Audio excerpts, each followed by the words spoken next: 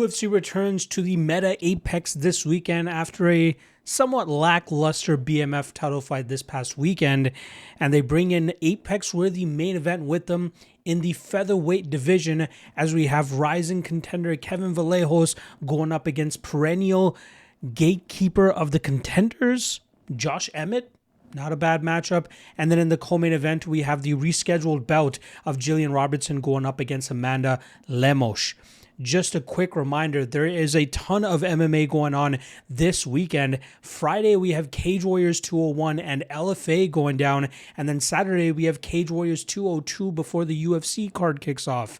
So for those three events, I will have Legacy Warrior podcast breakdowns for those cards. So expect three of those podcasts to drop probably Wednesday and Thursday, or probably Thursday and Friday. I'm going to see which days I can get them out. But make sure you guys tune in for all that good stuff. I will have written breakdowns for those cards first and foremost on the MMA LOT and Patreon page. So make sure you guys check that out with the link in the description below. Otherwise, let's get right down to business. First fight up for UFC Vegas 114 is going to go down in the strawweight division as we have Piera Rodriguez rematching Sam Hughes. Right now we got minus 145 on Rodriguez and plus 125 on Sam Hughes. Now we'll start off on the Rodriguez side of things, who is coming off of two straight wins now. The first was an upset victory over Josephine Knudsen, where she was able to land 8 takedowns and get 10.5 minutes of control time. And then last time around against Ketlin Sousa, she got 7 of her 10 takedown attempts, but it was only able to control about 4.5 minutes of that fight. It was a fight that didn't have a whole lot of damage inflicted in it outside of Rodriguez whenever she was able to get into the Muay Thai clinch, landing some good knees and elbows against Sousa. And that's where it seemed Rodriguez is able to do her best work no matter who she's going up against. And I think that's what allowed her to grind that one out. You know, it wasn't as dominant of a win as the Knudsen one was, but at least she was still able to get the win and now has strung together 2 straight victories. She's originally from Venezuela, has trained all over the world, but I believe she's been training in Las Vegas over the last couple of years, taking full advantage of what the UFC PI brings, and she's really worked on her wrestling game, which is something that she's tried to implement more often than not in recent fights. But she used to be more so of a striker, and she's blending the martial arts pretty well over the last couple of fights, hence why she's been able to get some wins off here. Now she's going up against a streaking Sam Hughes, who's on a 3-fight winning streak, most recently picking up a submission win over Shauna Bannon. Now that was an easy fight. You know, that was one where it seemed like Bannon was more than inviting of the takedowns because she thought, you know, she was able to submit Pooja Tomar, so that she thought she could probably submit Sam Hughes as well. But Hughes shut down her submission game completely, ragdolled her from that top position, landed some good ground and pound, and then eventually in that second round she was able to secure a submission win. Now that's on the back end of 2 straight split decision wins over Victoria Dudikova and Stephanie Luciano, both fights where she found herself as a pretty big underdog. She showcased good takedown defense in a lot of those fights, some good aggression, some good offense, great pressure, great cardio, and I believe that's where we see her often shine her best, when she can push that pace, when she can stay consistent, stay moving forward, threaten with takedowns, keep her opponents on their back feet, and then from there, let go with offense, let go with output, and that often wears her opponents down.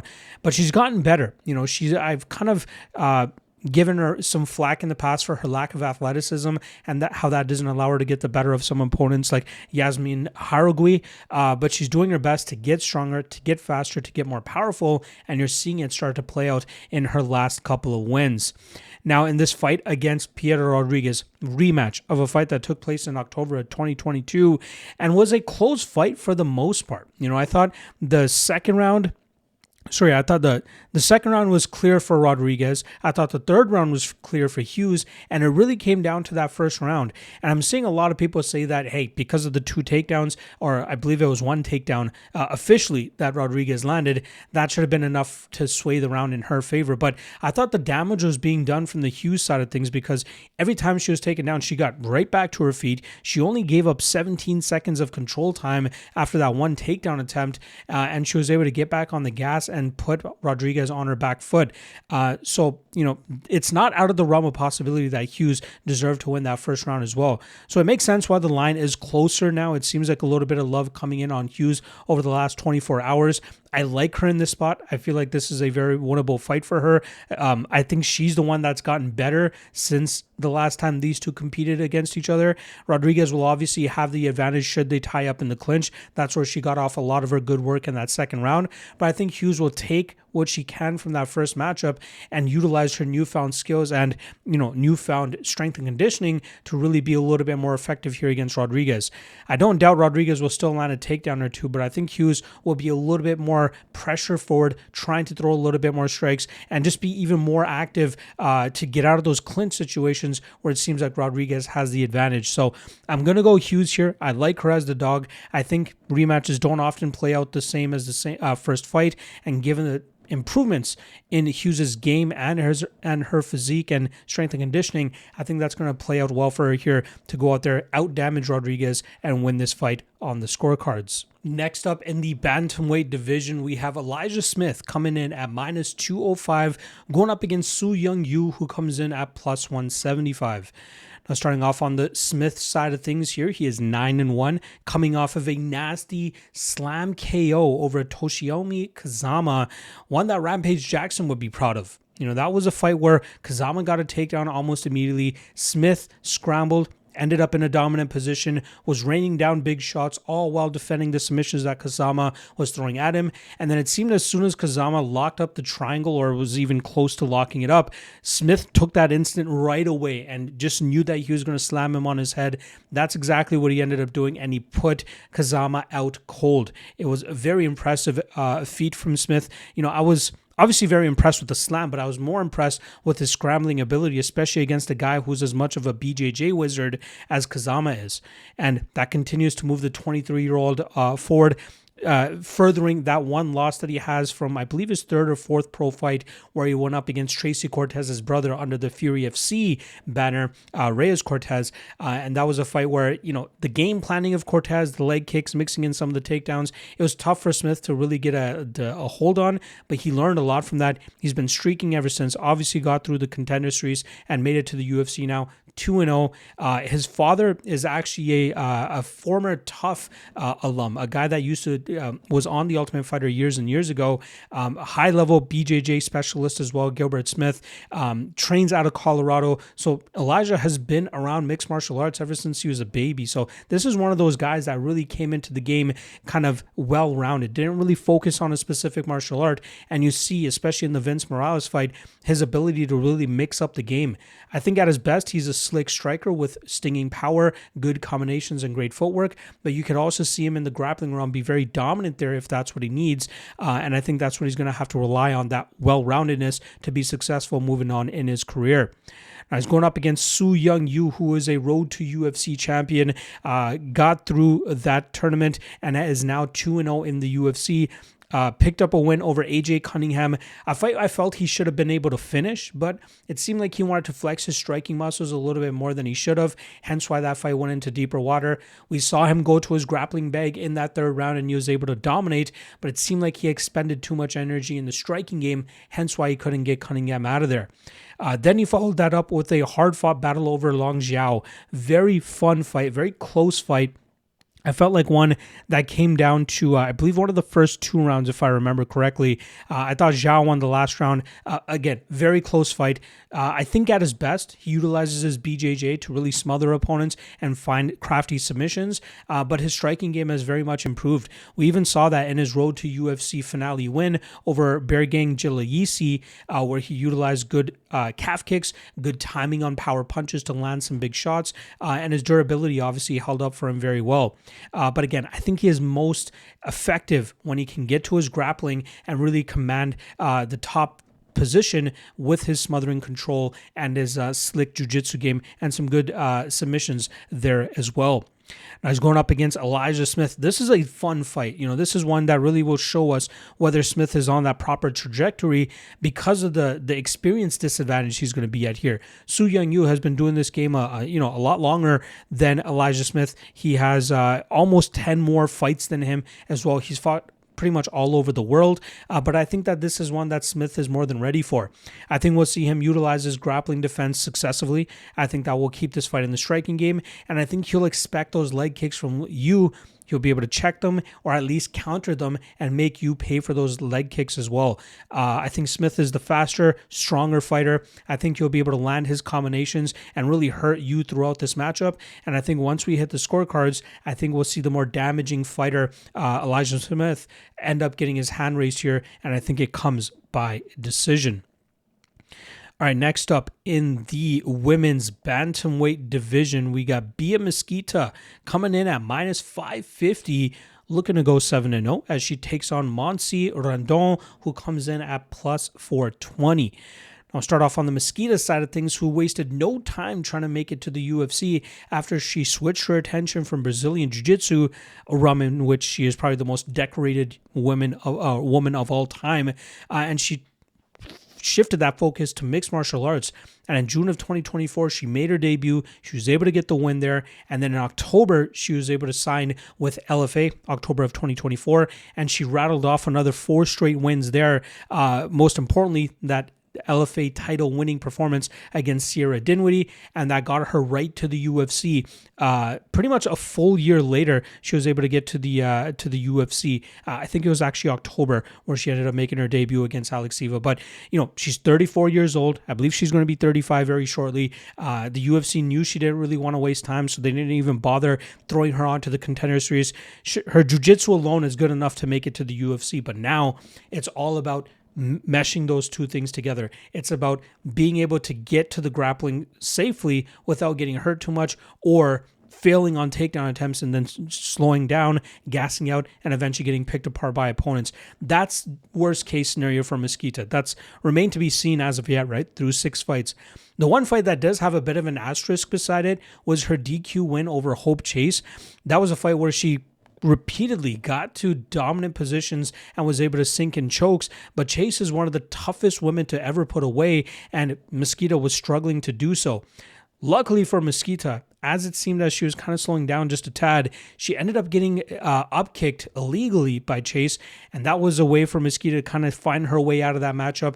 And, more often than not, we see the referee give the fouling fighter the benefit of the doubt and, put those matchups as no contest or result those matchups as no contest. But for some reason, they ended up doing it as a DQ to still give Mesquita the win. So that's one fight that I kind of have circled where I'm just like, if she can't get the submission win within the first round and a half, where do things go?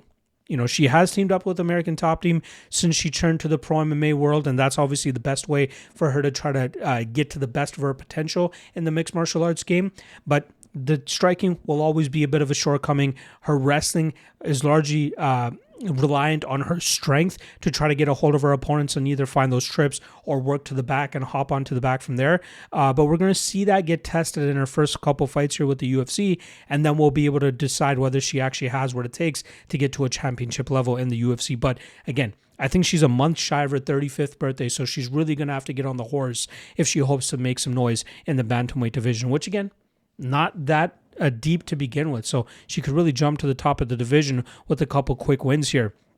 But she is going up against BJJ brown belt Monse Rendon, who I believe has kind of changed her name or at least chopped off the rat in her Montserrat in that first name. So she's going with Monse Rendon from now on. She's coming off of an upset victory over UFC debutante Elise Pereira. It was a split decision win, but I thought it was quite obvious that Rendon deserved to win that fight.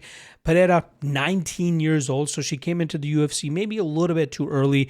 She was very reckless and aggressive with her striking approach, which paid off for her on the regional scene, but we saw even against a fighter like Rendon, not the way to go. Rendon was able to stand up to a lot of her punching power. She was able to out-clinch her, out-grapple her, really just cause Pereira a ton of issues there.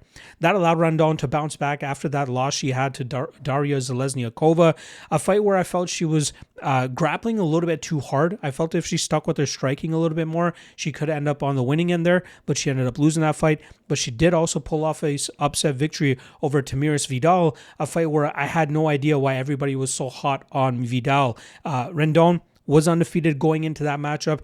Nothing spectacular, nothing that really jumped off the page from her regional fights, but she had the basics down, right? She's a BJJ brown belt. She's very athletically gifted, right? She's, one of the more built and in shape fighters that we have in that division. And I think that really helps her out in terms of staying out of bad positions. She's often stronger than her opponents, so she can kind of bully them in the clinch if that's what she really wants to do.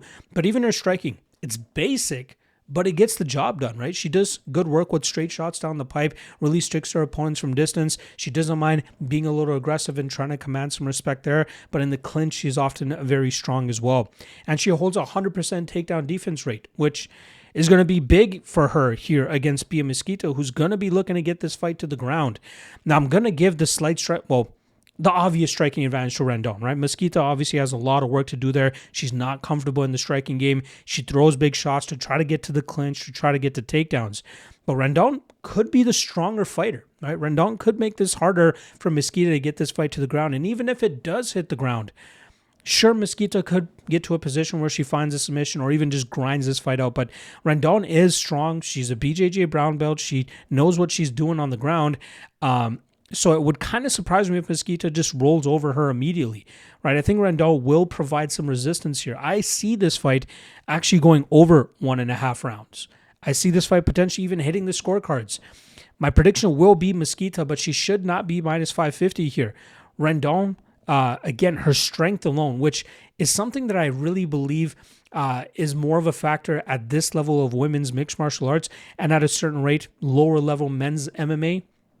But for women's MMA, athleticism, physicality, I think is a little bit more of a factor in fights than just skill alone. Skill alone, Mesquita is, will blow Rendon out of the water, especially in the grappling game.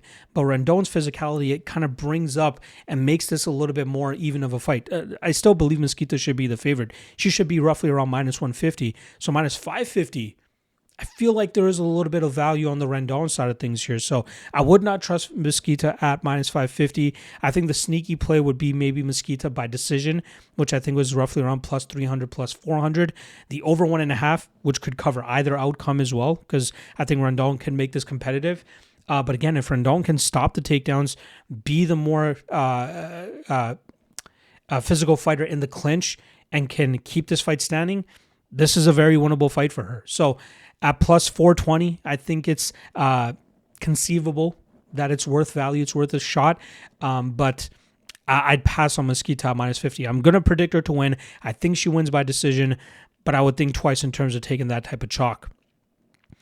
All right, moving over to the men's bantamweight division. Now we got Luan Lacerda coming in at plus 175, going up against Hetcher Sousa, who comes in at minus 205.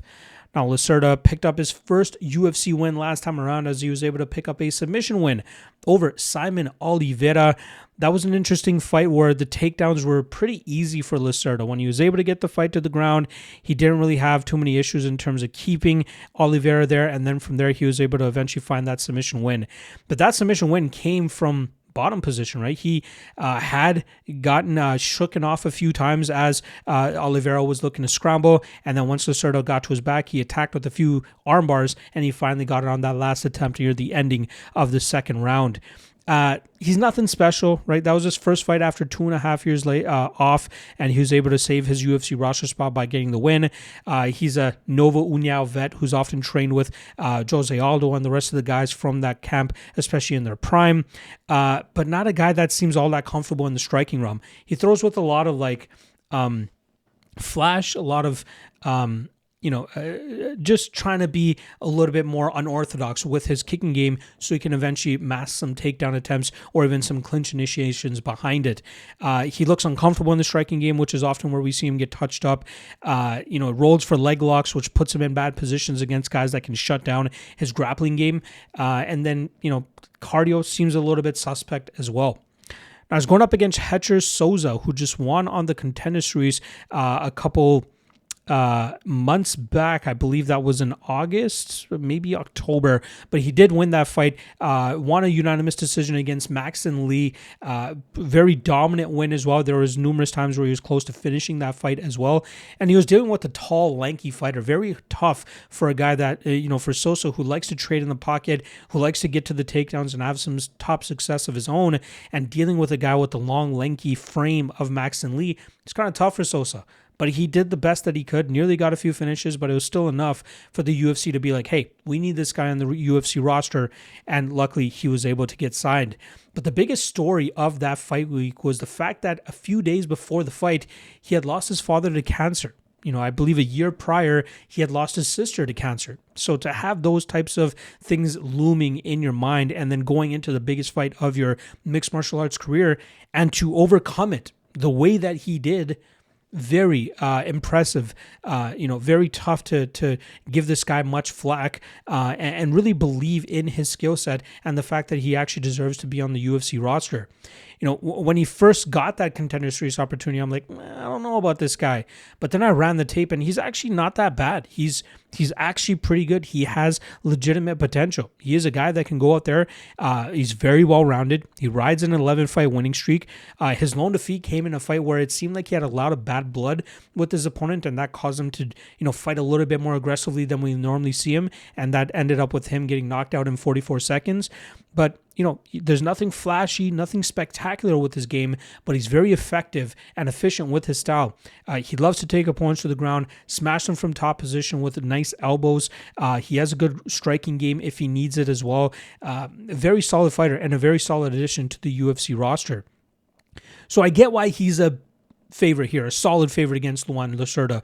I'd be surprised if Lacerda can actually find him in a submission here. I think Sosa can outstrike him. I think he'll eventually look to take Lacerda to the ground, and as Lacerda tries throwing up submissions, he'll either look to land damage or look to pass, and then from there, I think he can just land the bigger, better shots. It's possible Sosa can even find the finish, but I like Sosa a fair deal here. It seems like there was some love coming in on Lacerda that brought Sosa from about minus 240 now to about minus 205 at the time of this recording, but I still like Sosa here. I feel like he dominates. I feel like he shuts down Lacerda's submission game, and that's really all Lacerda has to lean on. So give me Sosa and low confidence method of victory here.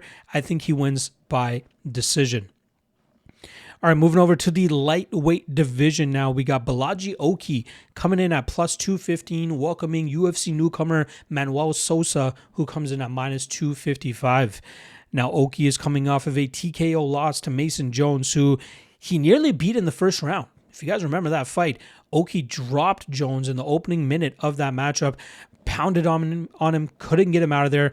I think he dropped him again later on in that matchup, or it was the other way around. I think Jones, Jones survived that onslaught, turned the tide halfway through the round, dropped Oki himself, and then smothered him. And then in that second round, Jones ended up getting back to his grappling game and eventually found that TKO over Oki. So that snapped the momentum that Oki had coming off that win over Michael Aswell Jr. That was a fight where he started slow. Aswell's pace and output really start to cause Oki some issues, but then the power of Oki started to show off in the second and third rounds, and he was able to land much more effective damage to win that fight on the scorecards. He is a guy that has earlier in his career leaned on that power, leaned on that head hunting to try to get opponents out of there, but we're seeing as he gets into the UFC, he's going to have to figure out how to flesh out his game a little bit more. Maybe initiate the grappling when he can to try to find success there.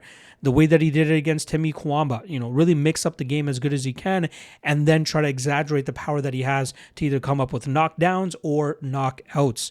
And then we obviously know he has that submission loss to Chris Duncan where he got put to sleep with that guillotine. Very weird scenario that played out there. But again, 2-2 now in the UFC, still has some untapped potential considering he's 30 years old, only 4 fights into the UFC. We'll see if he can really break through in this matchup as he goes up against another striker here in Manuel Sosa, who had a spectacular comeback victory over Christian Perez on the Contender Series this past season. Now, I had known about Sosa since early 2023, where he competed for the PFL's knockoff of the Contender Series, which was the Challenger Series, and he ended up beating a tall, lanky fighter in Paulo Henrique Laella. tough fight in terms of dealing with the guy as tall as Laie was, and he was able to land big shots, shut down the grappling, land some good ground and pound of his own, but he was able to pull out the win there. Then he got sent to Bellator, where he had a nasty knockout over Tim Wilde. He ended up coming up short against Archie Colgan in a big matchup between undefeated prospects, but luckily he got rid of the PFL chains, got on the for the LFA, and he defeated a tough grappler there in Lucas Bajos, and then he got that Contender Series opportunity where I ended up picking Perez, I picked Sosa, but I had a little bit of a shot on Perez because the odds were so wide, as I thought Perez could be a competitive striker, but Perez ended up going to his grappling bag, and it was successful for him for about 2 rounds, but you could see as that fight was going into deeper water, the efficiency of his grappling was really starting to slow down, and Sosa was starting to get back to his feet quicker. He was able to stop some of the takedowns, and then in the 3rd round, you could see Perez huffing and puffing, and Sosa took full advantage of that, got that TKO win to secure his UFC contract, but he did not look like the big favorite that he was going into that fight. And I think that's where, a lot of people start to have questions about him. At his best, he is a nasty Muay Thai striker with big power. His grappling game is really improving, so he can keep fights in the striking realm. I think more so with the Perez fight, he wasn't really expecting that approach from Perez. I think most of the tape kind of pushed to a lot of people to think that Perez was a striker as well. So I think that may have caught Sosa off guard. Not saying grapplers still can't out-grapple him, right? But he has beaten grapplers in the past. Lucas Bajos was a grappler, and that was a fight where he was able to shut that down and implement his striking game. So he can be taking advantage in the grappling realm, but I think that learning lesson in the Christian Perez fight was an eye-opener for him. That's where we're going to see him try to be a little bit more well-rounded. Try to assume that fighters don't want to strike with you and try to get this fight to the grappling realm where he can often be the most successful fighter. He also went 26-0 as a Muay Thai fighter, so you can see why he loves that game so much. Now here against Balaji Oki, both guys, big power punchers, have the ability to, land combinations, open up big shots, and put their opponents away. But I think Oki might be looking to be a little bit more well-rounded. I think, I wouldn't be surprised if he tried to mask those big power shots with some takedown attempts, vice versa, try to really put it on Sosa that way. But I think it's just a matter of time before Sosa starts shutting down that grappling, starts getting to the striking. Both those guys end up landing big shots, but I think Sosa ends up landing the big enough shot to put Oki away here. I'm not so confident to the point that I would have played about minus 300, which you would use that earlier this week. Not confident to play him at minus 255. I think he wins, but I would rather that line closer to minus 185. So if this love on Oki continues to come in and we get a better line on Sosa earlier in fight week, or Sousa, I should say, I'm fine with that. I would be pulling the trigger at minus 185 if we can get that line. But, I think minus 255, a little bit wide. Oki can land the big shot and put Sosa away too. It's absolutely possible. I don't want to count him out. So this could be one of those spots where it's competitive and Sosa starts to take over and then gets clipped. I don't want to get caught minus 255 and that type of result end up transpiring. So I'm going to go Sosa by knockout, but be careful with that type of chalk. All right, moving over to the welterweight division now. We got Chris Curtis coming in at plus 225, going up against Miktaibek Orolbai, who comes in at minus 265. Now, starting off on the Chris Curtis side of things here, he snapped a 2-fight losing streak last time around as he picked up a split decision win over Max Griffin. Now, I thought that round 1 was clear for Griffin. He was sticking and moving, and that's kind of the best blueprint to beat a guy like Curtis, similar to what Jack Hermanson was able to do against Curtis. Land your combinations, get on your bicycle. Land your combinations, get on your bicycle, because Chris Curtis needs to, slow his opponents down, get into the pocket, let go with his combinations, and that's where his power usually pays off for him. But he was having trouble in that first round to track Griffin down, but obviously that style is very hard for a guy like Griffin to keep up, hence why we saw him start to slow down in the second and third rounds, and as we start to get into deeper water, Curtis was more and more successful in that matchup.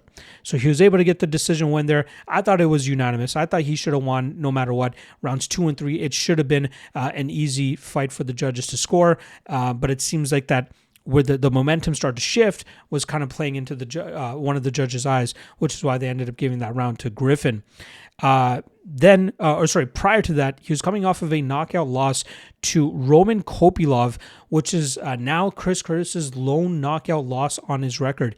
He's had 12 losses, never been knocked out until Roman Kopylov was able to land that nasty head kick in the dying seconds of that fight, and the referee ended up calling off the fight with 1 second left on the clock. Now, obviously, there was some uproar regarding it. Maybe the referee or the coaches thinking that Curtis would have won that fight should have hit the scorecards, but I believe it was a clear 2-1 for Kopylov. I believe it was 2-1 off the top of my head, but regardless, Kopylov would have won that fight even if it ended up hitting the scorecards. And then the Brendan Allen fight, Curtis just couldn't get to his game enough through those 25 minutes, and he ended up losing that fight on the scorecards. Going back to the Max Griffin fight, the one good thing about Curtis in that matchup was the fact that he went back down to 170 pounds. Now, if you guys remember, I think it was 2020 when Chris Curtis made his UFC debut. It was on short notice. It was up a weight class, I believe at middleweight. He used to fight at 170 primarily the entire time, but he took that opportunity at 185 pounds, pulled off that upset win, I believe, over Phil Hawes, and he just stuck at middleweight. But it was very mediocre for him, right? He had a bit of a winning streak until I believe he ran into Jack Hermansson, was the one that snapped the winning streak for him. And I think he ended up going 5-4 in the middleweight division in the UFC. Now going down to welterweight where he should have been this entire time might be a little too late, right? He's 38 years old. Could really start to hinder his performances having to cut the weight and then obviously having to fight better and better competition at this weight class. But at his best, combination striker, nasty power when he can connect cleanly, has good defense, very tough to put away, and his defensive grappling is often held up, allowing him to keep fights in the striking game. Then it's just on him to try to put the output together to try to distance himself from his opponents. He's going up against Mictaibek Orolbai, who's coming off of a nasty knockout win over Jack Hermansson last time around, and that also allowed him to build upon that submission win he had over Tofik Musayev. Orolbai is absolutely nasty. From his smothering grappling approach to the thudding shots that he lands in the striking game, he really wants to dictate the pace of all the fights that he's in so he can work opponents down and either finish them, submit them, or even just win a dominant win on the scorecards like he did against Elvis Brenner. That Brenner fight, he nearly finished him numerous times in that fight. Brenner's durability, absolutely off the chain, but Orolbai put it on him. Even the Mateusz Rombeski fight, close back and forth fight. Rebecki just grinded that one out by landing a little bit more damage, but that was a contender of fight of the year when that fight went down. So absolutely crazy fight there. But this 28-year-old is really coming into his own in the UFC. He has a very winnable style, a very reliable style. He doesn't often get onto his back foot. He's often the one moving forward, looking to get respect from his opponents. I'd like to see him tighten up his striking a little bit more. Like, he throws with a lot of power, don't get me wrong. But when he fights technically superior strikers, that's where things could start to go haywire, especially if he can't get them to the ground and really control them there. So that's where my hesitancy with him lies, specifically in this matchup against a very good striker in Chris Curtis. Now, I'm expecting the defense of Curtis to help him make this fight entertaining. And now that kind of sounds redundant, right? Like, if the guy's only defensive, how can it be entertaining? I think it more so from like the defensive grappling realm, where I don't think Orolbai will be able to accrue a ton of control time. I think he'll be able to land a takedown or two, but I'd kind of be surprised if he can accrue more than 3 minutes of control time over the 15 minutes, should it go 15 minutes. And then the striking, I think Orolbai will be the one with the pressure, with the aggression, with the output. And I think we'll see Curtis eat some shots. We'll see him roll with some shots. He'll try to crack back when he can, but that will engage some pocket exchanges where Curtis could have some success. It's possible Curtis could land a counter that puts Orolbai's lights out. It's absolutely possible. I'd say Curtis is the better striker, but I think just the aggression and the overall game from Orolbai should lead him to winning this fight on the scorecards, especially if he can stay high with his output and activity, and I think that's going to cause Curtis some issues here. But not so much to the point where I want to play Orolbai at minus 265. Curtis is live for an upset. Absolutely. Again, the better striker, good durability, good defense. We'll see if he can outlast Orolbai here and land some big shots in the deeper water. Maybe Curtis round 3 KO could be a good hedge, but I think Orolbai still gets the win here. I think he wins by decision, but I would think twice about this level of chalk against a veteran like Chris Curtis. Speaking of veterans, we have a middleweight clash here between Brad Tavares coming in at minus 135 going up against Eric Anders, who comes in at plus 115. Now, starting off on the Tavares side of things, it's clear that his durability is starting to fall off a cliff. This is a guy that used to rely on that durability a lot, but, it's not been looking good. 3 times in his last 6 fights, he's lost by knockout. And we can give him the benefit of the doubt in some of these matchups. The Robert Burchek one, I felt it might have been a little bit too quick of a stoppage, but the visual of him going down the way he did was not a good look. So I kind of sympathize with the ref in terms of stepping in when he did. But, he's not eating shots as well as he used to, and that's obviously going to cause him a lot of problems as he goes up against these heavy hitters who are often going to be looking to land those big shots to put him away. Him at his best is him dictating the striking realm, good output, good volume, good combinations, good sticking and moving style, good takedown defense, which is something that often shines in his game. And then obviously the experience, right? This is going to be his 28th UFC fight and his first as a 38-year-old. He's been in the UFC, 15 plus years, if I'm not mistaken, and obviously faced the best of the division, the worst of the division, everything in between, and he's getting another veteran here in Eric Anders. Now, Anders is coming off of a knockout loss against Christian Leroy Duncan. I believe the first knockout loss of his career, which kind of goes to show, similar to his opponent this weekend, that maybe age is catching up to these guys. Eric Anders, 38 years old. Brad Tavares, also 38 years old. But Anders, tried making it dirty, tried making it grindy against Duncan, engaging in the clinch, trying to get some good shots off there. But he really, really struggled, especially when we saw Duncan get to space and get off with the shots. And then obviously that nasty spinning back elbow that Duncan landed to hurt Anders and then smother him with a barrage of shots to get him out of there. Anders may have been pushed a little bit too quickly when he started his UFC run. He was 10-0 as a pro coming into the UFC, or including 2 of those wins in the UFC, and then they threw him right into a main event against Lyoto Machida in Brazil. And since that fight, including that loss to Machida, he is now 7-9, and he rode 2 different 2-fight winning streaks, but has been able to get any more success outside of that. At his best, he tries to smother opponents in the clinch, utilizes physicality, utilizes strength. If he can get opponents to the ground, he has some decent success there. At times, he has mediocre knockout power. He can land with big shots and try to put opponents away. A guy who has really benefited from his athleticism and strength and explosivity more than anything. I think that's far surpassed what his talent and skill level is at, and I think that's why he's been able to hold on to a UFC roster spot as long as he has. But if you take into consideration his last 2 wins coming against guys like Jamie Pickett and Chris Weidman, you got to wonder whether he still deserves to be fighting at this level. This is a perfect matchup from a matchmaking perspective, right? 2 aging guys coming off losses off of young knockout specialists, guys that should be fighting guys like themselves, right? You don't want to put these guys up against the young killers because you're going to get them knocked out, and it's not a great look. If you want to keep them on the roster, put them up against each other. So this is a perfect point for that. This is perfect evidence of that, putting these 2 together. And it makes sense why the line is as close as it is, but I have to give the edge to Tavares. I believe he's the better striker, and I don't think Anders can muster up the knockout power to put Tavares away here. He might be able to wobble him, but I don't think he'll be able to put him away. I think Anders is going to look to a clinch here, try to overwhelm Tavares there, but I think that's going to cause him issues as Tavares works out of those spots. And then when they're in open space, I think Tavares lands the better combinations, lands more effective damage over the course of 15 minutes, and I think that leads to Tavares getting back into the win column, shaking off that loss to Robert Burchek, and then winning this fight on the scorecards. The hedge obviously would be Anders by knockout, but I'd kind of be surprised if he lands that big shot to put Tavares on wobbly legs. So give me Tavares and Tavares by decision. All right, moving over to the flyweight division now. We got Charles Johnson coming in at minus 205, stepping in for Loney Kavanaugh. If you guys remember, Kavanaugh obviously took that short notice spot against Brandon Moreno a few weeks back. And now Charles Johnson takes on Bruno Silva, who comes in at plus 175. Now Johnson is looking to shake off that knockout loss that he suffered back in January at the hands of Alex Perez.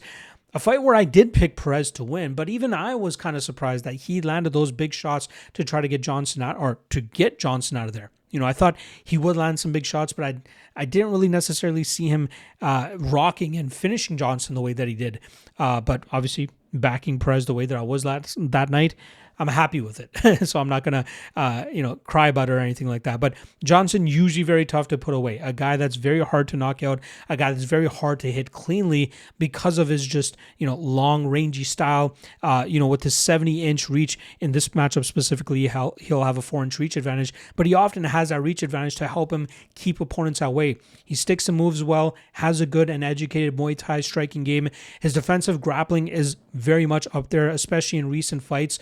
He doesn't spend long on his back. Like even the Kavanaugh fight where Kavanaugh switched to his grappling game in the second round, Johnson was not giving up a lot of top time. Anytime he would get taken down, he would just either scoot his butt back to the cage and work right back to his feet, or create a scramble right away and work back to his feet. So I love that about him. He does not accept bad positions. Now it's just about getting on the gas in terms of his output and his volume. I thought the winning streak that we saw him go on after nearly getting cut from the UFC was tremendous, especially when you consider that it includes a knockout win over eventual and current UFC flyweight champion Joshua Van. And even that knockout win over Lonnie Kavanaugh, which was the first loss in Kavanaugh's career, it shows that Johnson can be one of the best flyweights on the planet on any given night. And I think that potential and knowing that always makes him a guy that should go out there and win most of his fights. He's also 35 years old, so that is something to keep in mind. But he hasn't really shown much in terms of slowing down. He got clipped. He got caught by Perez. I'm willing to chalk that up to being more so of an anomaly more than anything. But if he starts to rack up knockout losses, though, then we have to have a different discussion. But as of right now, I think that was more of a off-the-radar type of thing that happened. Now, he's going up against Bruno Silva, who pulled off an upset victory over Hyun Sung Park last time around. That allowed him to snap a 2-fight losing streak. Both of those losses coming to Manel Kape by third-round knockout, and then Joshua Van by third-round knockout. Both those fights where he got pieced up in the striking game for the majority of 10 plus minutes and then eventually got those mercy stoppages in the third round. But against Hyun Sung Park, he was the one landing big shots, dropped Park 1 or 2 times, but then had some great work on the ground where he eventually opened up that submission in the third round. And I was very surprised about that. I thought Park's defensive grappling would have held up. I thought he would have been the better striker, but it seemed that Silva was the one, better equipped and more prepared for that fight. Hence why he ended up landing those big shots and really just washing Park that night, right? I think Silva was a plus 185 dog that night as well. So very surprising performance there. He's also getting up there in age, so it's good to see that he's being more active as of late. He wasn't as active earlier on in his UFC career, but he's been really getting things together and staying more active. Initially known for his BJJ, he's developed a reliable striking game, good calf kicks as well when he can implement that, good combinations, deceiving power, as Hyun Sung Park also found out. So very well-rounded, very experienced as well. But this is a tough matchup for him against Charles Johnson. Charles, definitely the better striker. I'd say Silva maybe has an edge in terms of power. Silva probably the better pure grappler, but I think that the way Johnson defends, I'd be surprised if Silva is able to rack up a bunch of control time. And I expect this fight to primarily play out in the striking game. So you have to take into consideration the calf kicks of Silva. I think Johnson will have the perfect defense for that and counter for that. And then power, I think Johnson should be able to stay away from that power. I think he picks Bruno Silva apart. If Silva gets him down, I think we see Johnson work right back to his feet, and then I think we see Johnson really piece him up. I'd kind of be surprised if he finishes Silva, so I'm going to go Johnson and Johnson by decision, and I think he makes it look fairly one-sided, especially if he can keep this mostly in the striking game. All right, moving over to the heavyweight division now. We got Vitor Petrino coming in at minus 250 going up against Steven Asplund, who comes in at plus 210. Now, Petrino has a 2-fight winning streak since moving up to heavyweight. The first win coming against Austin Lane, where he got him to the ground pretty easily and was eventually able to find that finish at the ending of the first round. And then he went up against Thomas Peterson, where he was able to score a nasty third-round knockout win. Now, that was one of those fights where I backed the big plus money on Peterson because I thought his wrestling and his cardio edge could possibly cause Petrino problems and really start to pull away in deep water.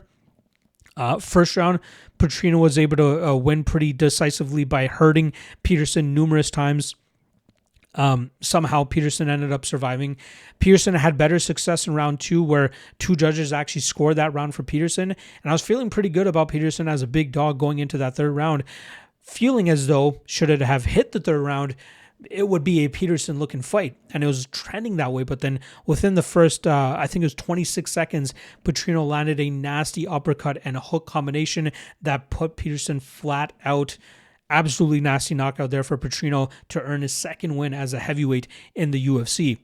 Now, at 28 years old, he's still young enough to continue growing and getting better experience and trying to crack into that heavyweight contendership, especially considering how, shallow that heavyweight division is. I think Petrino could make a pretty big splash if he continues to rack up some of these knockout wins.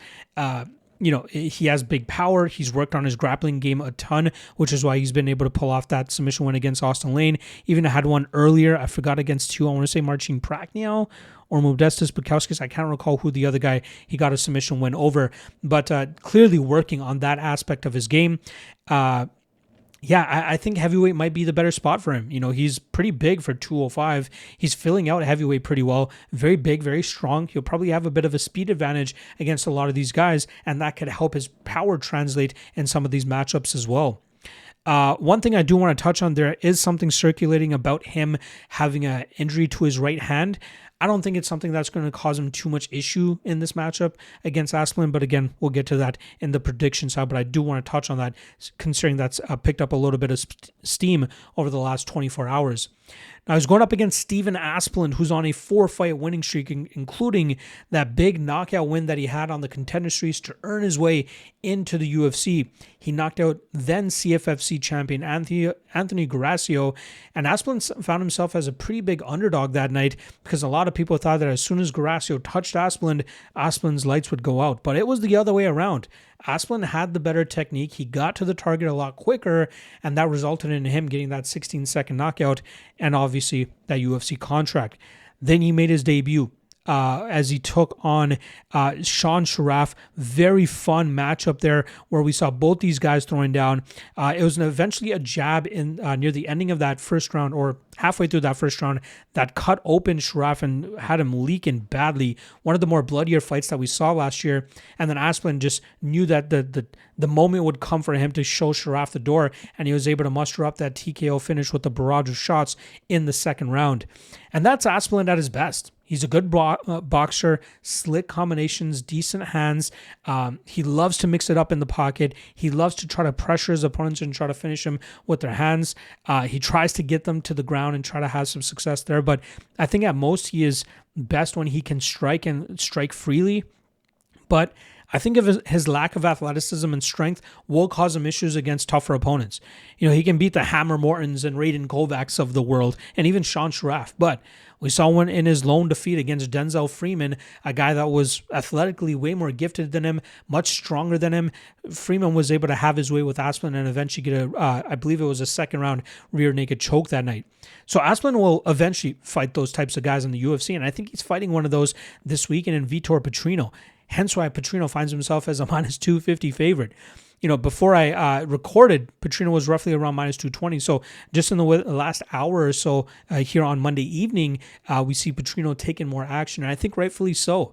Asplund, if he can drag this into deeper water, maybe he could have the success that Peterson should have had in the third round.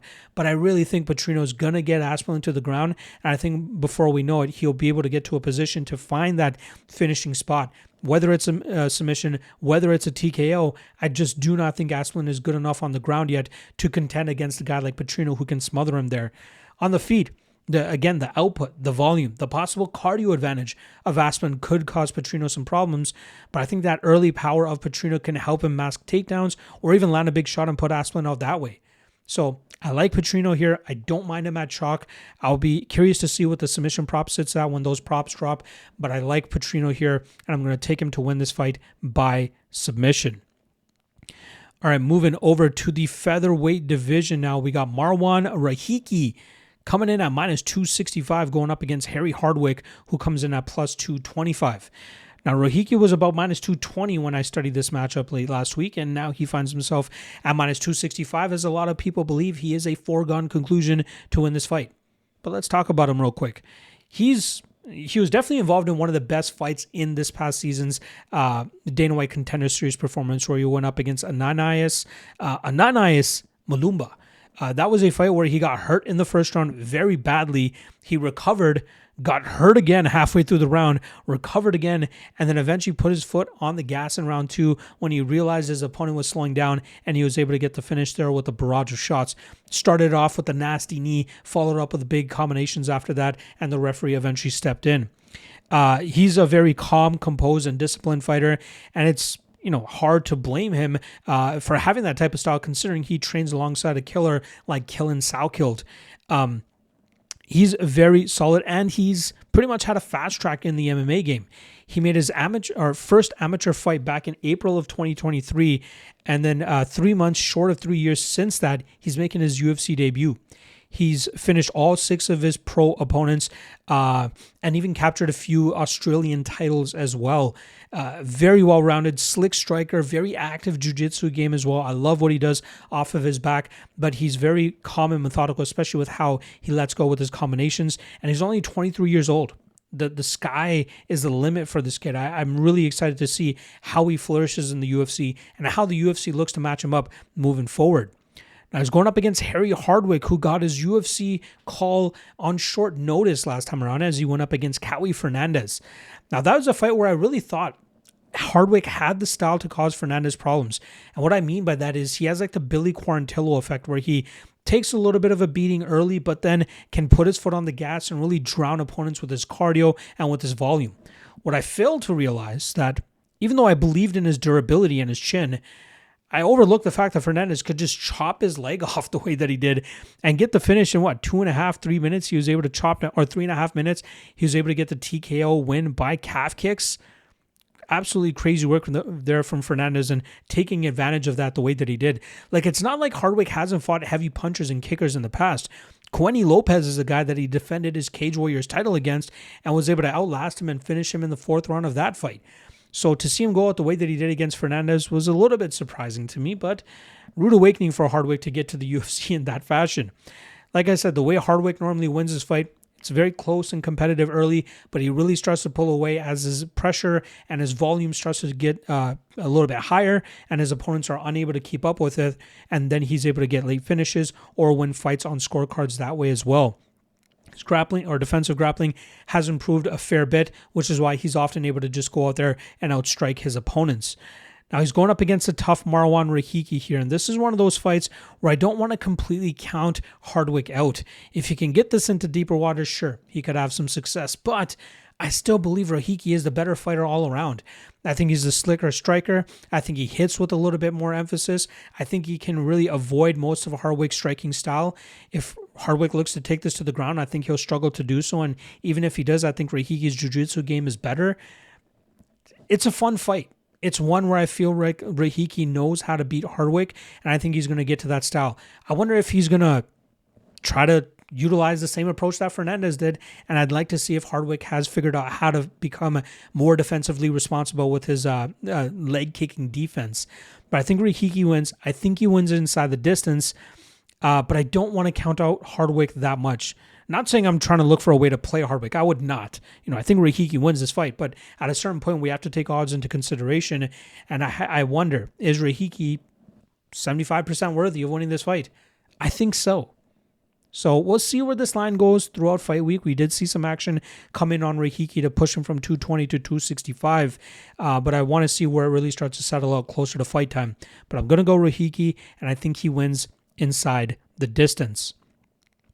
All right, moving over to the featherweight division now. We got Andre Touchy Fili coming in at plus 280, going up against Jose Delgado, who's coming in at minus 340.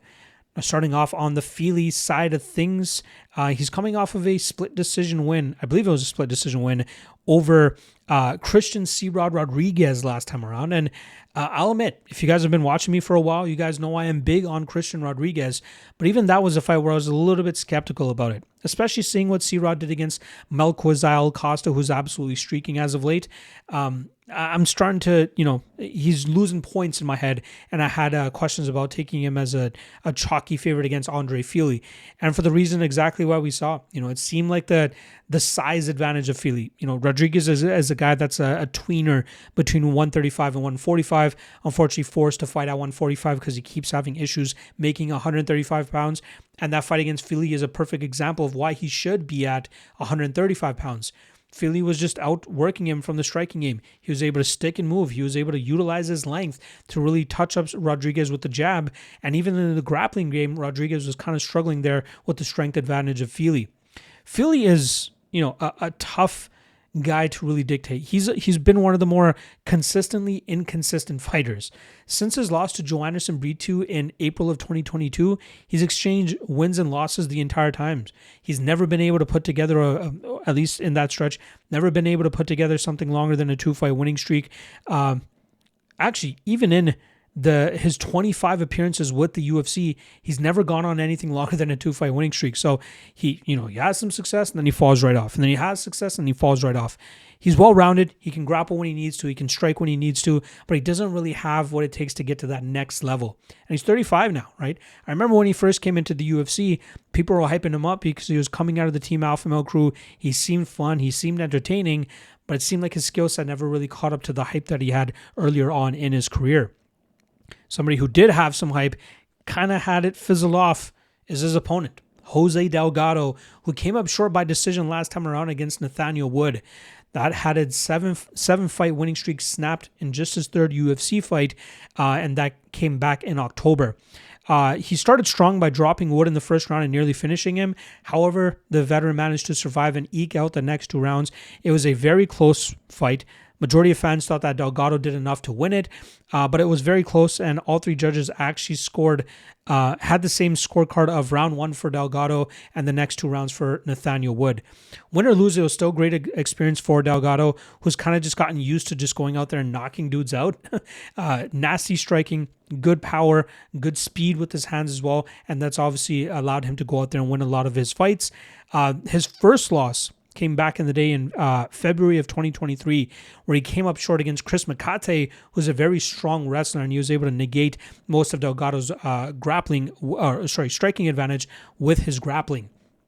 Delgado, fun fighter, trains at the MMA lab, often has Benson Henderson, former UFC lightweight champion, in his corner. He's a guy that believes a ton in Delgado, and for good reason. Delgado has a ton of good potential, especially with the striking that we often see from his game. Very, like I said, fast hands, good stinging power. His defensive grappling is improving at a certain rate, and I think he's going to need all those tools to try to overcome the well-roundedness and experience of Andre Touchy Fili. Now, this is a tough one for me to completely get behind Delgado at minus 340. He has jumped in terms of his money line. He was roughly around minus 260 when I studied this fight, now at minus 130, minus 340, I should say.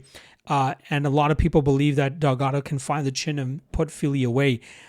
That will be my ultimate prediction. I think Delgado finds a chin and gets the knockout win here, but it's tough to get behind minus 340 because we know Fili can pull it out every now and then, right?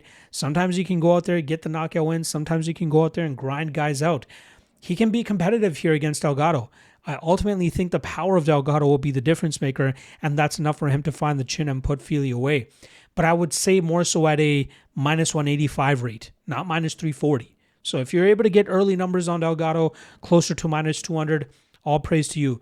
But at a certain point, you got to consider odds. And I feel Delgado might be too big here at minus 340. I think he wins, but I'm going to stay off of playing this. I'll take a look at the KO prop if it's at, maybe if it's at anything better than plus 150, plus 200. I highly doubt it. Maybe that's when I would consider a play on Delgado. But outside of that, I'm fine to just pass and pick Delgado to win by knockout. All right, let's move over to the light heavyweight division now, where we got Iwan Cutelaba coming in at plus 195, going up against Umar C, who comes in at minus 230. Now, Cutelaba is coming off of a split decision loss to Modestas Bukauskas from a fight back in May. that was a very close fight. Could have gone either way. There were a few pocket exchanges throughout those 15 minutes, but a lot of it came with these guys trying to jockey for dominant position in the clinch, even with them looking for takedowns at times as well. But it seemed like the judges liked what Bukauskas was doing a little bit more, at least 2 of them, and he was able to give Cutelaba a loss and snap the 2-fight winning streak of Cutelaba. Prior to that, Cutelaba was able to get wins over Ivan Erslan and Ibo Aslan, and that was him on the cusp of his first 3-fight winning streak before losing to Modestas Bukauskas, something he has never done in his 18 fights with the UFC. We know he has big power in his hands. He can have wrestling if he has enough of an edge over his opponents there, but he is also a guy that can be knocked out. He's also a guy that can be out-grappled. He also has shown some cardio issues at times, and he's kind of reckless in his approach. Sometimes he'll go out there and wrestle, gas himself out, and end up losing fights like that.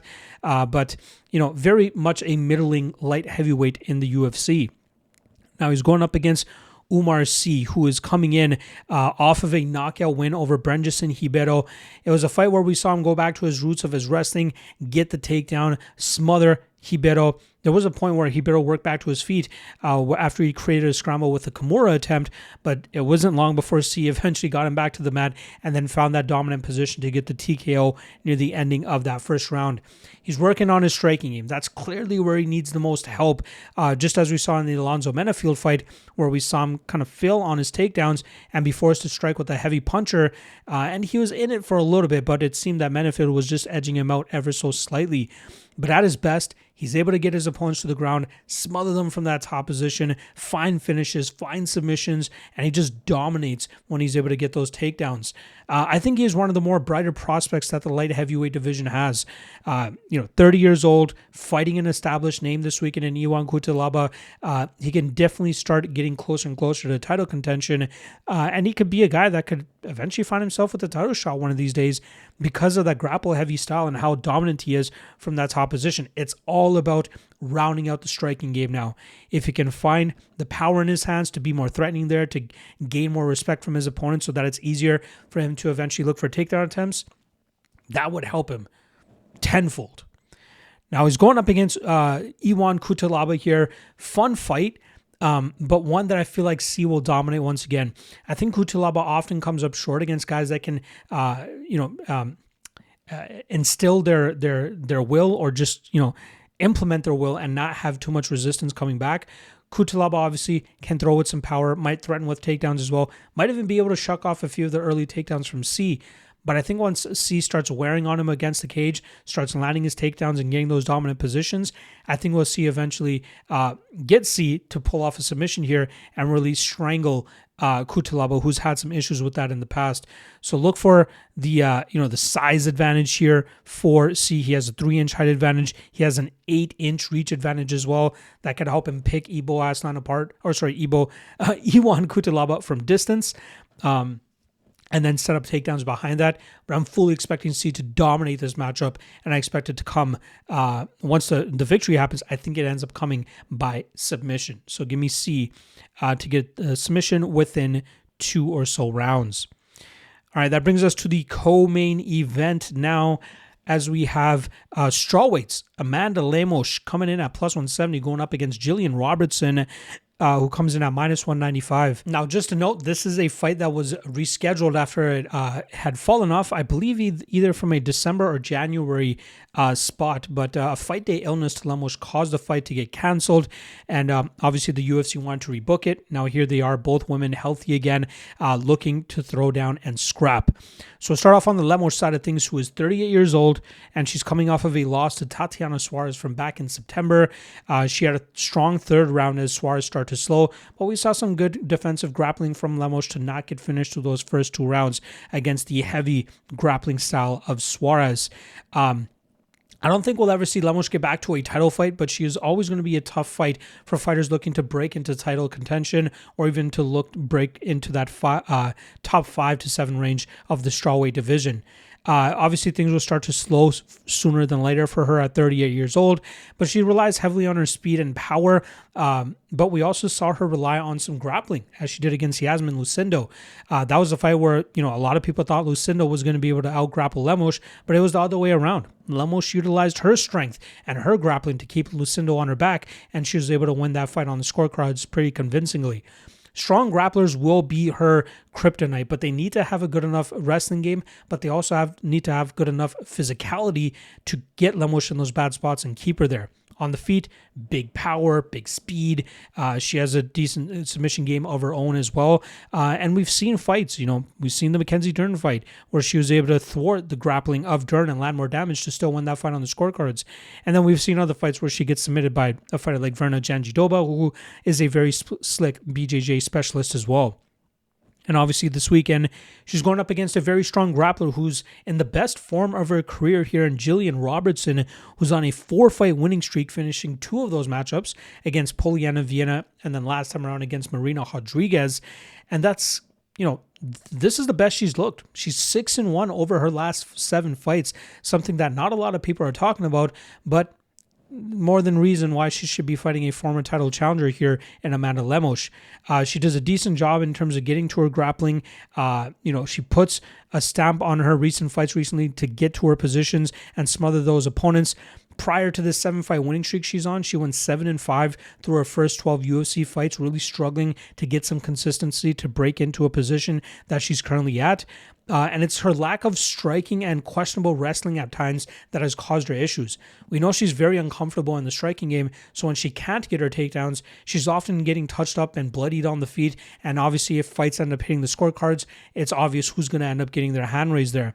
She's very tough to put away, so I'll give her some credit there, but she's definitely one of the better grapplers in the division, but I think her lack of physicality and strength will cause her issues against the top women in this division. I was surprised that she was able to get those positions against Rodriguez, but we know Rodriguez absolutely piss poor defensive grappling game. Now going up against Amanda Lemos here, tough fight for Robertson, and that's why I'm kind of surprised where Robertson finds herself at -195. A lot of people have confidence that Robertson can get this fight to the ground and get that submission against Lemos, but if she can't dictate the pace and control the grappling here, I think she's in some big trouble against Lemos, who I think is stronger and has the power to really inflict big damage on Robertson.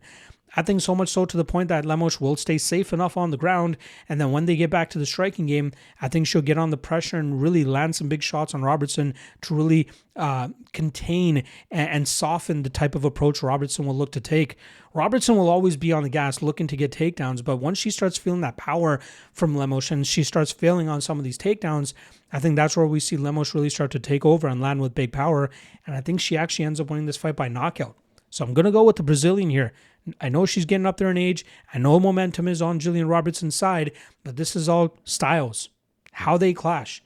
And I feel like in this one, Lemos has enough defensive grappling to shut that down from Robertson, keep this in the striking game, and eventually find that knockout and get her hand raised here to get back into the winning track. So give me Lemos and Lemos by knockout. All right, let's get to our featherweight main event now, where we got veteran Josh Emmett coming in at a plus 475 underdog line, going up against streaking rising contender Kevin Vallejos, who comes in at minus 650. By the way, I will say, I think it's Kevin Vallejos. I think it's Vallejos. We're going to go with Vallejos, though, because that's how I think it's supposed to be pronounced. But regardless, we'll start off on the Josh Emmett side of things. So you see his profile here. You see that his last 5 doesn't look the greatest. 1-4 in his last 5. His last win being that nasty knockout win that he has over Bryce Mitchell. But he came up short in a 5-round Apex main event against Lerone Murphy in a fight where he did have some success. There were some rounds you could definitely give to him. And then his last one where he ended up getting submitted by Yusuf Zalal in the first round of that fight. So very, very tough stretch. He had a 5-fight winning streak from 2019 to 2022, which led him to that interim title fight against Yair Rodriguez. Unfortunately, he got triangle choked in the second round and lost that fight. His losses following that Yair one are some tough ones, right? Ilya Topuria, tough one, right? You can't blame him for that loss.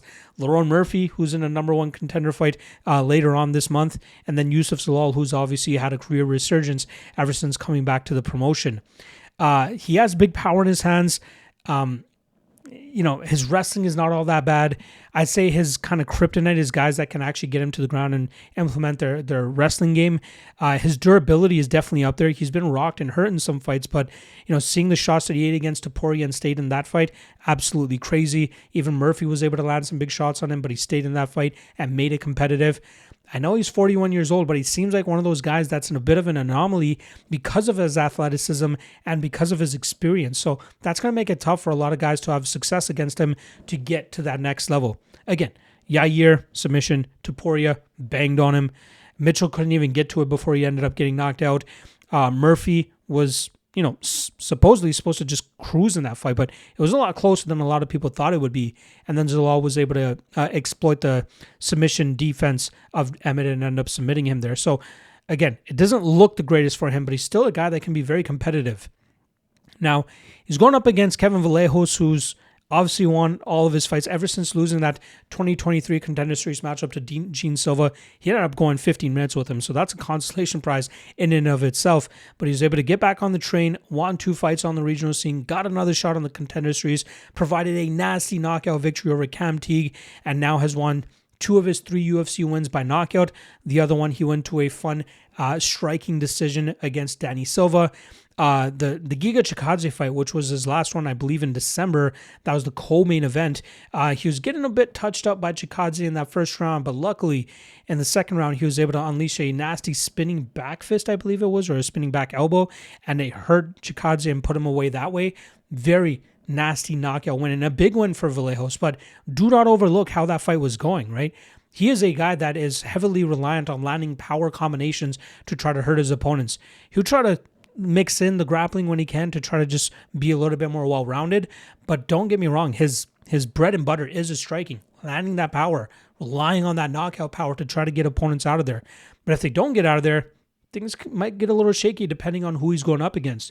He was able to land the more devastating shots against a guy like Danny Silva, who's a little bit more of a technical savant with his boxing style, right? He's more combination, stinging power, whereas whenever Vallejos was landing against Silva, it was obvious Vallejos was landing with more bad intentions and the ability to potentially knock Silva out. So that's why he won that fight. But you saw Chikadze landing his shots, landing good body kicks as well, and that's where Vallejos was getting a little bit frustrated. Luckily, he got that spinning back. Again, I can't remember if it was an elbow or a fist, but he hurt Chikadze and put him out like that. Now, here against Emmett, fun fight. A lot of people, if the odds are telling you anything, a lot of people think that Vallejos is just going to go out there, land that big shot on Emmett, and just starch him. I don't think so. I think Emmett could make this competitive. If Emmett's durability has held up as it has against Topuria and Lerone Murphy, I'd kind of be surprised if Vallejos lands that big shot to put Emmett away. Unless he lands something crazy like he did against Chikadze, sure, he could potentially do that. But Emmett's durability is normally good enough. And then if they end up throwing down, if they have some good competitive pocket exchanges, Emmett could make this more of a fight than Vallejos might be ready for. This is Vallejos' first 5-round UFC matchup. Obviously very young still, 24 years old. Kind of the issue I had with him coming into the UFC was that he might need a little bit more experience against tougher competition. He was running through most of the guys that he fought on the Argentinian scene, but as he's going to be fighting these guys in the UFC, more experienced guys that won't go away so easily, he might run into a little bit more problems. So that's why it's a little bit surprising to me to see Vallejos all the way up at minus 650. Emmett is a tough and tested veteran and often struggles with guys that have grappling edges, that are submission specialists. That's not what Vallejos is. Vallejos is going to try to get in the pocket and land that big shot to put Emmett away. But we know Emmett has nuclear power as well. So if durability on both sides ends up holding up, I'll still lean with Vallejos here. I think he ends up being a little bit more active, landing maybe a little bit more damage. And that's how he ends up winning this fight. But I like the over 3.5, roughly around minus 105. I expect this fight to hit the scorecards. I think that we'll see these guys land some big shots. We'll have some clinch exchanges. We'll have some grappling exchanges. But I think we see this go 25 minutes and Vallejos ends up getting his hand raised on the scorecards. But plus 475 on Josh Emmett seems too good to pass up, considering this is a real test for Vallejos and his first foray into the main event slot. So Vallejos by decision will be the official prediction, but you got to give Emmett some credit here to be a live dog to pull off the upset. There you guys go. UFC Vegas 114 full card breakdown, 14 fights, hence why we're going long here. I like to get into the nitty gritty of a lot of these fights. I know a lot of you guys appreciate that as well. It's going to be a little late when I get this this breakdown out for you guys. Still, we'll get it out on Monday or early Tuesday morning. So I appreciate you guys sticking around for that. All right, let's do a quick recap of this past weekend as we usually do at the ending of our podcasts. Not a busy weekend. We only had 2 events that we ended up having action on. The first of which was Octagon 85, where we take a minus 1.6 unit L, as I had a parlay of Raul Lembransky, who won a split decision. I thought that fight would be even more one-sided, honestly. And then Sean Marcos de Silva, who I thought would have been a little bit more active with landing damage against Matthias de Silva, or Matthias Severino, the brother of the guy that won the title in the main event.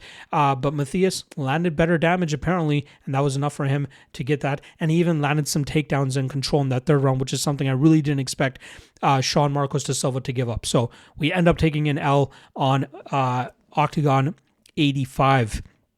Now, UFC 326. This was a weird one all around. We'll go top to bottom here. Kyle Bahayo, minus 220. We got that line on fight day because of the love coming in on Reinier de Ridder, and apparently just because he looked in better shape, people are like, oh, he's going to win this fight. No. Still came down to styles. Still came down to Bahayo shutting down de Ridder's grappling and outstriking him, so he wins that fight. He also did cash us a parlay as well that I had with Sumudarji. So all in all, we get about 3 units there on Kyle Bahayo and Sumudarji. Ricky Tercios gets put to sleep. Very surprised that he actually got caught in that choke and submitted. We lose 1.25 units there. We do cash on Yamdragal Tumendembro. Kind of the fight that I expected, but I expected it to be a finish as well. We'll talk about that under in a second. But I expected, even if the fight did hit the scorecards, that Tumendembro would be the one that landed more damage and was more threatening, and that ended up being the case. We cashed 1.45 units on him there. 1 unit on there at minus 145. Rodolfo Bellato, the one that I got shit on the most throughout fight week for picking Bellato to beat Luke Fernandez, and it ends up coming through. We cashed him at plus 189, 2.5 units there. Dog of the night as well. Absolutely kills it for us. Again, you gotta be cautious taking undefeated fighters making their UFC debuts against guys that are already UFC veterans. I know Bellato doesn't have the best resume. His only UFC win was Ihor Potieria. Should have been Paul Craig as well, right? Other than what transpired with that weird upkick and all that shit. But still a tough guy. And we saw him take Luke Fernandez out. All I'm going to say. Then we lose out on Michael Johnson, 1.1 units there. Crazy fight day action on Dober. I didn't think there was anything suspicious there. I thought Johnson won the first round, and he just pulled a Johnson and ended up getting caught in the second. This one I have a big problem with. Zhao Long, minus 3.62 units there. We had a pretty decent play on him there at minus 145. I thought he won that fight. I thought he won all 3 rounds. I thought it was clear as day that he won round 2. I thought it was pretty clear that he won round 3, especially with the way that Garbrandt was running around. Again, I'm not one to just say just because a guy's running that the other guy deserves to win the round. But even after Garbrandt was running, Zhao was still landing the better shots, in my opinion. He outstruck him in all 3 rounds. The first round, wobbles Garbrandt with a head kick. Sure, Garbrandt got a shot back, but even if those 2 things nullify each other out, which they should, Zhao was the one landing better shots throughout the round. So even with the 2-point deduction that he got, which again, you can't cap point deductions. You can't expect a guy to go out there and repeatedly kick a guy in the nuts and expect points to be taken out. I really didn't expect that to happen. But even with that in mind, when I heard the judges say unanimous decision, 28-27, your winner, I was expecting it to hear Zhao Long. But we heard Cody Garbrandt. What in the fuck are we doing? That was a clear Long Zhao win. I don't know. I'm not one to scream out robbery. I'll always say, that's kind of just the game. And I'm still saying it. It is the game. Shit like that's going to happen. But I feel like that was a bad decision. Is what it is. Let's move on. We also had 0.25 units on Long Zhao by knockout. Had a few moments there. Didn't really pan out. We cashed the Dante Johnson and Cody Brundage over 1.5 at plus 150. I'm very proud of that one. I don't often play overs, especially in a fight that could be volatile like that. But I really felt the durability of Brundage and the experience of him would help him push Johnson into deeper water. And that's what ended up happening. So we cashed there. Already talked about the parlay. Now talk about the lock of the night. Minus 137 on the Cody Durden and Nyamjagal Tumen under 2.5 rounds. Falls flat on its face. I really expected Tumen Demirel to land big power on Durden. Credit to Durden to continuously get that fight into the grappling realm, but I thought we would see Tumen Demirel start threatening with more submissions, especially as Durden started to slow down and become more sloppy. I thought Tumen Demirel would torque some more submissions, but he didn't. So we see that fight end up hitting the scorecard. So I'm very bummed about that, but more so because I was pretty set on making Tumen Demirel the lock of the night play. And then I started letting the wrestling of Durden scare me just a tad, which is why I ended up going with the under 2.5 instead. But again, shit like that happens. The one that I'm most upset about is the Long Zhao loss. I felt he should have won that decision. He should have gotten the win there. He should have gotten the knockout to begin with. But even the fact that it hit the scorecards, he should have won that fight, and that would have given us green for the night. But unfortunately, we end up on the losing end for UFC 326. Minus 3.22 units, minus 17% ROI. So not a big kick in the nuts there, but still one that I'm still reeling about Monday after the fight weekend as well. All right. Again, 3 more events that I'm covering this weekend. Cage Warriors 201, Cage Warriors 202, and then we also got LFA let me get the number here real quick. LFA 228 going down Friday night. So again, Cage Warriors 201 Friday morning, LFA 228 Friday night, Cage Warriors 202 Saturday morning, UFC Vegas 114 Saturday night. Legacy Warriors podcast dropping for all those breakdowns as well later on in the week. So stay tuned for that. Otherwise, I'll see you guys tomorrow for the Tuesday live stream. Plenty to talk about, including the fight, the UFC White House announcements. Kind of underwhelming if you're asking me, but we'll talk about that on the live stream there. Francis Ngannou against Philippe Lins. John Jones asking for his release from the UFC. So much to digest and discuss on the live stream. So I hope to see you guys there. That's going to be 8 p.m. Eastern to 9 p.m. Eastern right here on the YouTube page. So make sure you guys tune in for that. Otherwise, this might be one of the longest MMA Lockcast episodes I've done in a long time, but it was necessary. 14 fights is what it is. Appreciate the love, appreciate the support, and I'll see you guys again tomorrow for the live stream. Peace.